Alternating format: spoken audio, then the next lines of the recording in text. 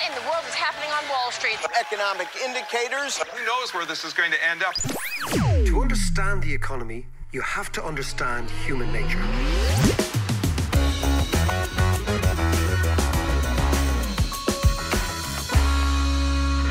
How are you doing there? Welcome to the David McWilliams podcast, the podcast that hopes to make economics accessible and understandable, comprehensible, and where there are issues that are far too complex to try and make it a little bit more simple.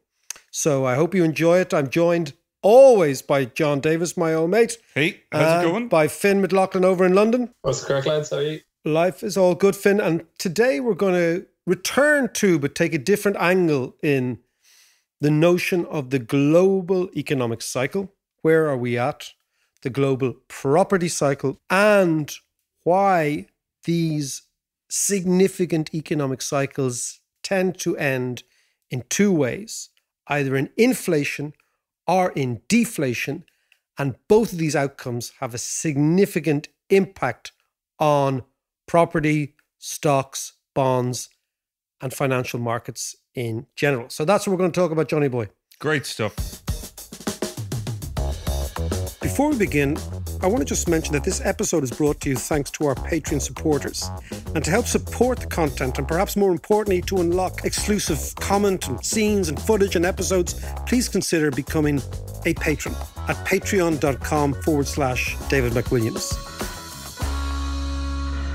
So, Mark, what's your week been like? You've been mad busy with Dalkey Book Festival. I am mad busy with the book festival.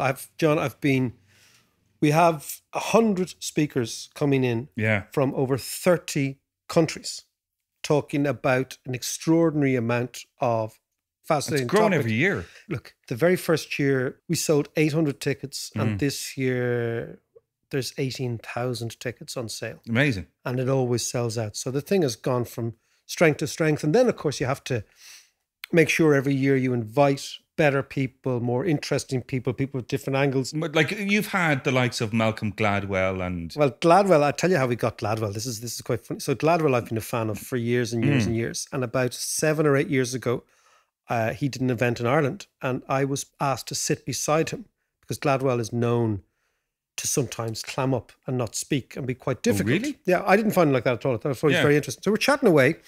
And the first thing is I'd worked illegally as a dishwasher in Toronto in the mid-1980s in a place called Ontario Place, which is well known to Canadians. Yeah. And of course, Glad was a Canadian. I also drank in a place called the Brunswick Arms, which was a well-known student pub around the University of Toronto. We were chatting about that, about Gladwell and I. So kind of breaking the ice. Loosen him up a bit. Yeah, and he was very interested that a Paddy would have been knocking around Toronto in the mid-80s, which was his vintage. But then he told me something really interesting, John. First thing he said to me was, he said, Phoenix Park in Dublin. He said, yeah, it's a beautiful, beautiful park to run in. Right. I said, oh, really, is it? I said, do you run? It's a bit like, do you come here often? No, I use Tinder, But anyway, he said, I do run, yeah. And then he said, it was quite nice. He said, I was actually the under-15s middle distance Ontario champion runner. Right. So he was chatting about, and he said, and my heroes, he said, my heroes were Irish middle distance runners in the 1980s. So Eamon Conklin and John Tracy. So these were his heroes. So I clocked that and I thought, this is interesting. And he said, I love the way they ran. I love the way they ran indoors. I love the way they held themselves. And I always thought this was quite, fascinating that Malcolm Gladwell, the brainiest, best-selling psychologist, anthropologist, historian, whatever you want to call him, has this teenage fascination with Ireland through these guys. So then I decided, wouldn't it be great to get Malcolm Gladwell to Ireland? But I know that he costs gazillions. He can charge out a huge amount, which we don't have. But then I thought, maybe if I ring John Tracy and Eamon Conklin and ask them to run with him in the Phoenix Park. Right. And get back onto him and say, Malcolm, would you like your childhood dream to be realised in Ireland? Jim will fix it in another guy. And so I rang. I knew somebody who worked with John Tracy. And John got back through this mate of mine. I said, yeah, no problem. I still run. I'll run with them, no problem. Wow, brilliant. And I asked Eamon, and again got a message to him. And they said, yeah, whatever. God, that's really good of them, isn't it? So they said, well, look, we're still running. We're not running the way we used to do. but we're happy to run. So I went back to Gladwell and I said, listen, Malcolm, would you like to come to Ireland? He's like, no, I'm so busy. I've got this book and that book. And the last thing I wanted is get in a plane from New York to come to the Dalkey Book Festival. I said, look, okay, well, what if you run in the Phoenix Park with your two mates? And he said, do you mean John Tracy and Eamon Coughlin? And I said, sure, done. Jim will fix it, all done. And how did that go then? He was great. And then what happened is he did his knee in. Gladwell did his knee in about 6 weeks before it, and he couldn't run, but he had committed to come anyway. Yeah. And he was wonderful. Did he meet them though? He didn't, but he was wonderful. He was great. And again, Gladwell is a really interesting. And then of course it's like anything. Once you get a big name, it's like, did you ever hear the way I think it was Geldof did Live Aid? He kind of bullshitted to Mick Jagger. Yeah. That he had Paul McCartney and vice versa. Yeah. So, but once you get a big name, then that gives other people the permission to say yes. Yeah, yeah.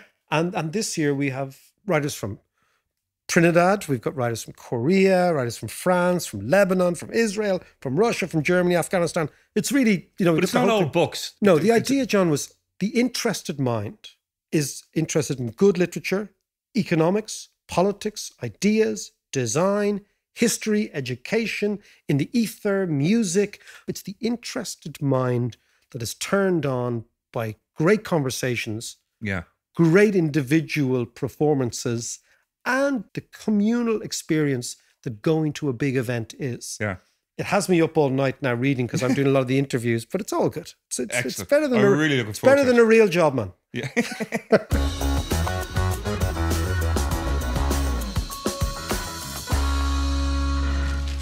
So I've been reading your article, Mac, about the international property cycle and the fallout, etc. And you start off in ancient Greece. Well, go on. Give us some more on this. John, you always knew that my pretentiousness knows no fucking bounds. Indeed. No, but it all comes from... I'm reading, I told you, I'm interviewing Stephen Fry. Yeah. And Stephen Fry's latest 2 books are on Greek mythology, which I knew almost nothing about until last week, and I am now an expert. Oh, yeah. Okay? Right. I am now the world's leading expert on Greek mythology. But we always knew bits and pieces. So I'm reading and I'm listening to a wonderful audiobook. And I was also, for my real job, I was reading the IMF and the OECD reports about global property and particularly the Irish property market. Riveting stuff. Jesus, absolutely riveting. It's like watching paint dry. It's dreadful shit. But it's essential for Nerdistan that I'm in, to do economics. So I was reading, but what struck me was that the link to ancient Greece is when Zeus found out that basically Zeus's son was Apollo. Yeah. But Zeus was partial to getting his leg all over the gaff because he was the king of the gods. Right? Yeah. And his wife was a mod called Hera.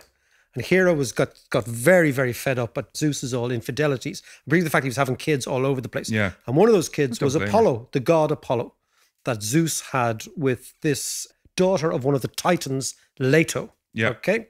So Hera was really, really upset, and she sent a python, a snake, to go and kill Apollo and his twin sister, Aphrodite. Yeah. So that's the background noise. And Zeus put wind out to Apollo that this was going to happen. And Apollo got himself a bow and arrow. And when the python came up onto the island that they were hanging out on, Apollo killed the python. And this sent Hera, the wife of Zeus, the much cuckolded wife of Zeus, mental.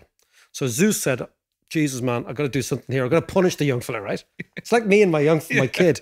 Got to punish the young fella. The naughty step. So I'm going to send him to where the python was from, which is a place called Pythos, right? Okay. Which was in the center of Greece.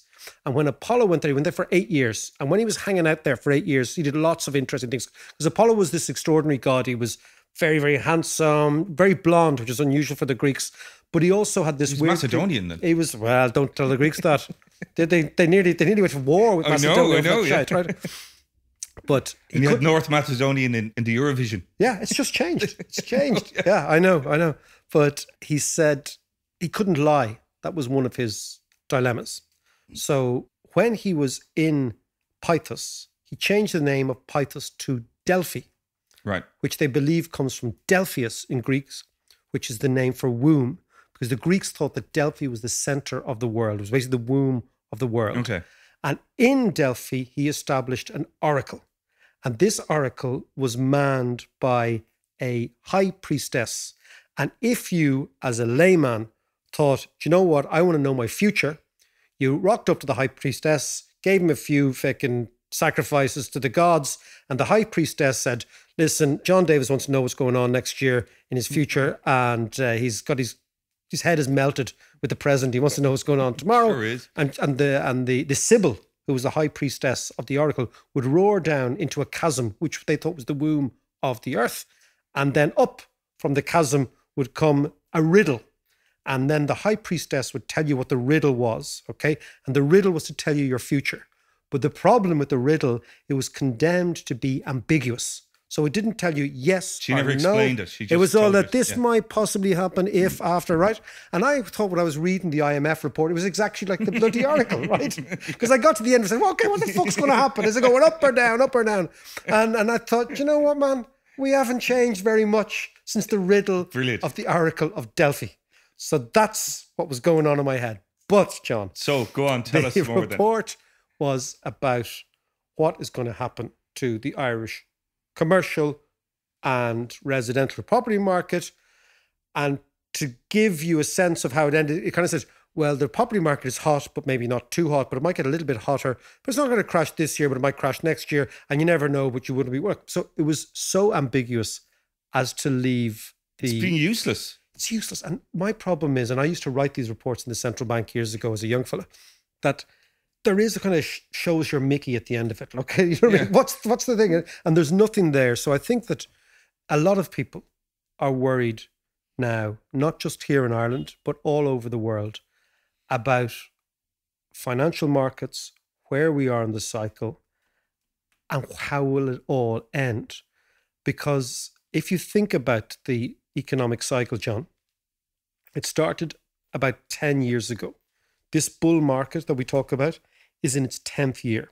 Right, so this is directly after the crash of 2008. Exactly. So that reset It reset the whole scales. So what's actually in this report? I mean, could you actually decipher it? Okay, exactly. No, these are two reports, right? The OECD and the IMF, the two most significant economic think tanks in the world, wrote about Ireland and international property markets. And you know what I'll do is I'll ask Finn. Finn, how are you doing? Finn, tell us, what's the meat and veg in these two reports this week? Yeah, sure thing. So, I mean, just to be specific here, I'll talk more about the IMF one because it's a bit more interesting. So what we're talking about is their latest Global Financial Stability Report, which they publish twice a year. And I guess the two main points of interest that I took from that are, first, so looking at property markets, they document this increased synchronicity of housing markets across national borders. So in other words, they've noticed this growing tendency for residential property prices to move in the same direction at the same time, both amongst countries and cities. Now, this, of course, raises concerns of the prospect of, large coordinated declines, as they put it.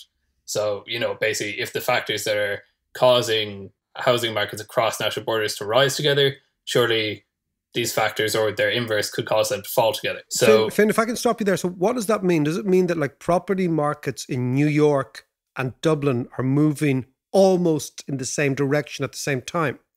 Exactly, yeah. So basically, you can learn about the Dublin property market by watching property prices in other major cities around the world. Oh. Because there's this general tendency for them to increase together, is what the report is saying.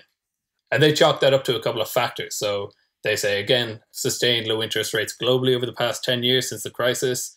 They say growing presence of institutional investors. So we've talked about this before. So private equity funds, rates in major cities around the world. And they also then just point to the coordinated upswing in the real economy across the world as well.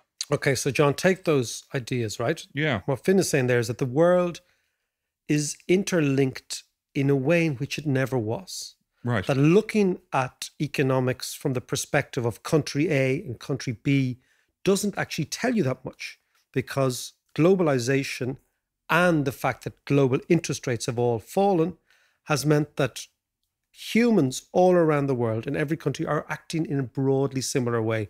And what you're seeing is people in a country as disparate as Israel, Ireland, Hong Kong, and let's say a city like Dallas, Fort Worth in Texas are actually behaving the same way. And is that because of the local population or the investors that are now kind of global?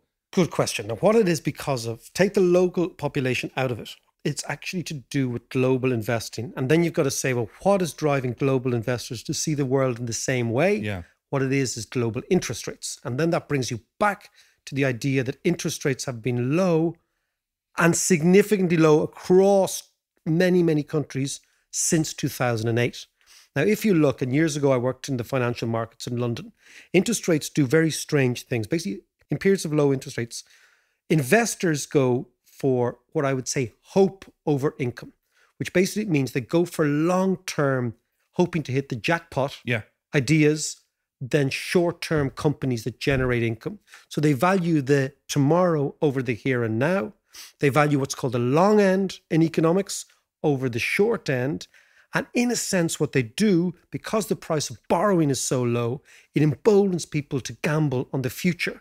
So consequently, you see incredibly risky assets being financed and non-risky assets getting no return. And the best way to think about this is a non-risky asset is like my mother's deposits in Bank of Ireland, right? My mother would have thought, okay, if I put my money in the bank, I'll get 2 or 3% interest rate, or maybe 4 or 5% every year, and that'll be nice and steady. That'll be a stream of income for me. So my mother, in a period of high interest rates, is rewarded for deposits. Yeah. In low interest rates, my mother gets 0. So she's been punished, actually. Yeah. Her type of behavior. So safe, risk-free behavior, conservative behavior is punished, whereas invest in the very long term, like, let's say, a company like Uber, which makes no money, which has no prospect of making money, which is all hope value. It's all, I swear to Jesus, we're going to change the world value, right? That gets financed eminently. Now, that is what has been the case for the last 10 years. The question is, if the cycle turns, what you will get is all those investments that were hope value. And obviously, property is about that too, because on the one hand, there's a little stream of income called rent, but most property investment is based on capital appreciation in the future. Yeah. You buy this now for £1 million, it's worth 2 million in the future. Right. So it's wealth accumulation as opposed to income. It's a wealth accumulation as opposed to income, which is all based on low interest rates, which always then values tomorrow over today. Yeah. So therefore, really good companies that generate lots and lots and lots of profits today, okay, which are called value companies, they are kind of discarded. People don't look at them. Whereas loads and loads of money goes into your big, for example, tech companies that don't make any money, that sort of idea. So my thing is that property is part of the Uber playlist, okay? It's all about value tomorrow, growth tomorrow, jackpot tomorrow. If the global cycle turns, what you will see is a massive whiplash effect that money will flood out of hope value and go back into the short end where people have income. Right. And this... For safety. For safety, right? Yeah. So then you've got to think is, we're now at the end of a 10-year economic cycle. How is it going to end? That's the big question. And so what will make this cycle change? Again, good question, my friend. Thank you very much. I've been working on this. I know. It's fueled by the cocktails, by the way. But first, I want to do is, just before I answer that, I want to go back to Finn, because to get a sense of what has been happening is that in 2008, the world nearly imploded based on having too much debt and too much credit. The question is now what has happened? And what I think we'll find is those debt figures, which were a problem before, have got even worse in the last. Okay. Yeah. Finn, do you have those figures for us? Yeah, sure. So again, this is from the IMF, a publication they released at the start of the year. So global debt has reached an all-time high of $184 trillion in nominal terms, which is the equivalent of 225% of world GDP in 2017. Jesus Christ. I can't even get my head around a figure like that. But sorry, go ahead. No, yeah, totally. Unfathomable numbers, really. But you compare that, we'll say, to the previous peak, which, as David says, 2009. So the world is now more than 11 percentage points of GDP deeper in debt than it was 10 years ago, say. And just to break that down further, so on average, the world's debt it now exceeds $86,000 per capita, which is more than 2.5 times the average income per capita. So that's bringing it right down to the individual level there and putting it in perspective. So take and you want one last figure? Go for it. The private sector's debt has tripled since 1950, and that's been one of the main driving forces behind this this overarching trend of increasing debt over the past half century or so. So what you see, John, taking those figures from Finn, right, is that since 1950 debts have been rising, but since 2008 debts have been rising incredibly quickly. So basically, all the prosperity that the world has generated in the last 10 years is not earned prosperity, it's rented because it's based on massive borrowing. And the second part of this is the only thing, the major takeaway that we have from Ireland, from our history of the last 15 years, is that debt makes you very fragile.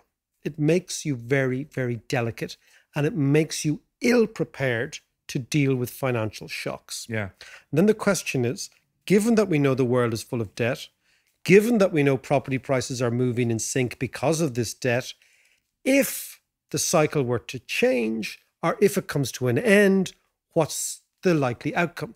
And then it's interesting to deploy economic history.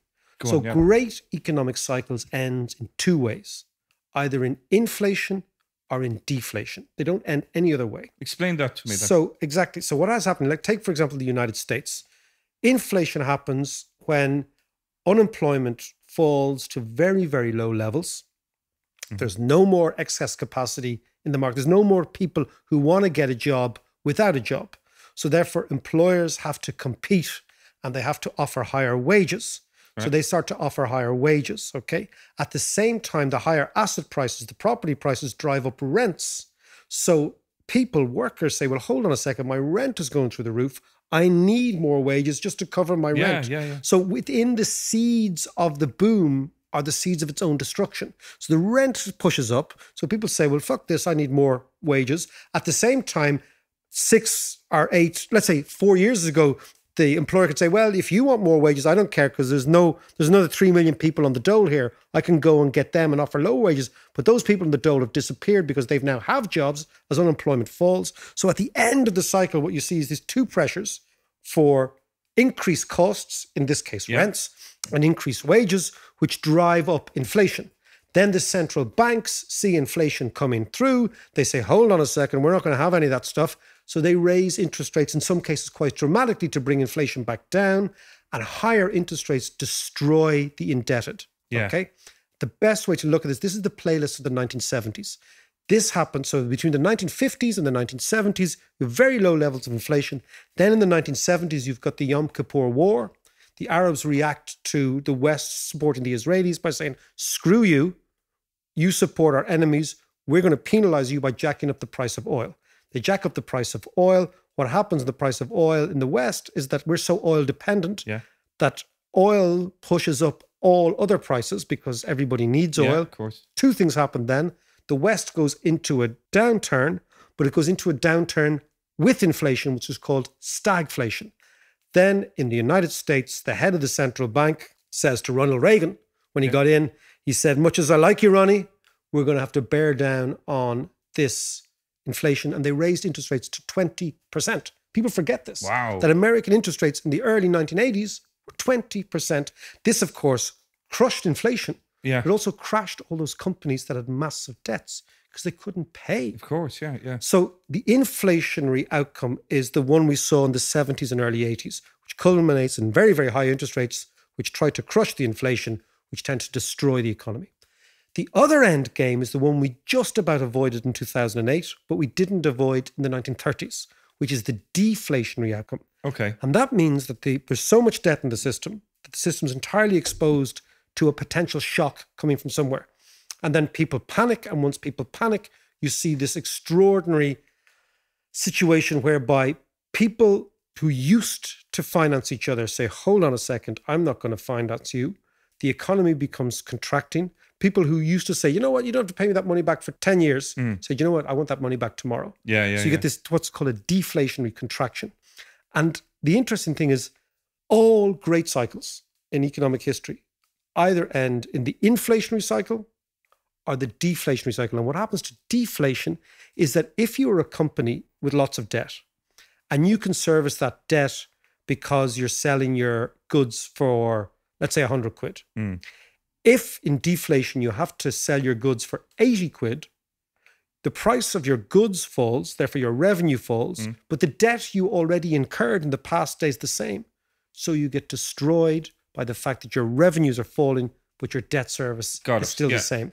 That's the deflationary outcome. And this is the way history tells us these big cycles end. And the question then, John, I have is, are we at the end of one of these big cycles? And if we are, what determines which way we go, inflationary or deflationary? That's, again, one thing that you'd want to, at the moment in the United States, it looks more like inflation. Okay. So Why? Because American unemployment has fallen to very low levels. American wages are beginning to rise. American rents are very, very high, particularly in urban areas. And you can see how the end game is going to happen in America. Also a trade war. Yeah. In the past, the Americans were importing, this sounds weird, importing cheap goods. So they're actually importing something that makes inflation less. Yeah. Because the goods came in from China and they were cheap. Now that they've imposed tariffs on Chinese goods, and now that they want to actually keep the Chinese out, the long-term implication of that is Americans are going to have to pay more for the same shit. So would it not make sense? And that'll drive up inflationary pressures at the end of the cycle. The Federal Reserve, which is already nervous because Trump is suggesting that the Federal Reserve is the problem, will react as all institutions under threat do, being slightly more macho than they have to. And maybe this is the end game for America. In China, the end game is much more likely to be the deflationary impact because China is the country that has actually taken on more debt than anyone else in the last 10 years. Right. And that debt is locally sourced in China, which is entirely based on China continuing to export to the rest of the world. If the trade war sets off a chain of events, which means China exports less, then suddenly... Is this why Trump has been so bullish with the Chinese? This is one of the reasons why Trump has been so bullish. The other reason is I get the impression he doesn't understand tariffs. Yeah. Right? Which is kind of a bit of a problem. Because so a tariff, you know, the way Trump says, yeah, we're going to put tariffs on them. China are going to pay for it. China. And he's just like Mexico's paying for the wall. not like Mexico, like, you know.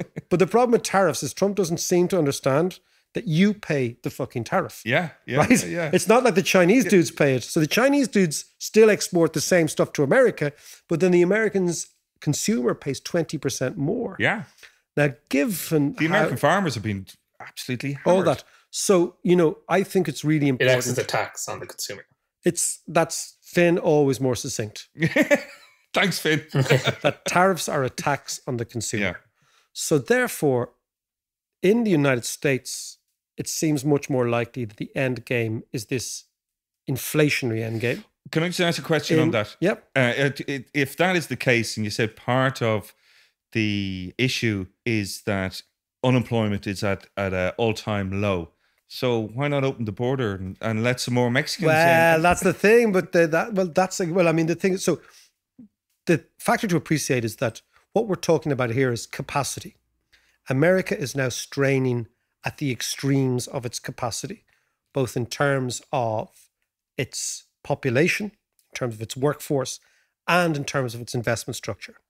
The way in which you expand capacity, as you said, is you expand the supply side of the economy, which is you expand supply. And one of those, of course, is you expand the labor force. But Trump clearly doesn't want to do that. Yeah. So think about the inflationary end game as a problem of too much capacity. It's like a car which has been revved up in first gear and the engine just overheats. Yeah. Okay. And the way in which you actually get that car to chill out is you put it into fifth gear, you give it more capacity, and then it cruises, right? Yeah. So that's the American side.